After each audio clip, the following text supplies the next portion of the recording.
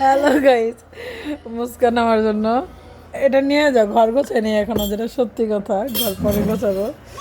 তো মুস্কান আমার জন্য কফি আনছে আর ওর জন্য ভাত নিছে। আমার আজকে ভাত ঠুসাইছে সকালে ডিম দিয়ে আলু দিয়া।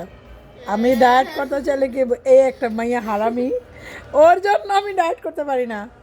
আমার পানির বোতল কই? আমার পানির বোতলে তোমার ভাই পানি খাইছে?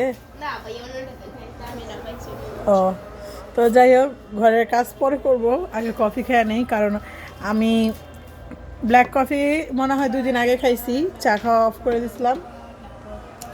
চাও মানে যা খাচ্ছি সব হয়েছিল, আমি যা খাইতাম তার থেকে হলো অনেকটা কম না। আগে আমি চা খাইতাম 3-4 বার করে, এখন একবারও খাই না। কালকে সারাদিন আমি চা কফি কিচ্ছু খাই নাই, আর আজকে নিয়েছি।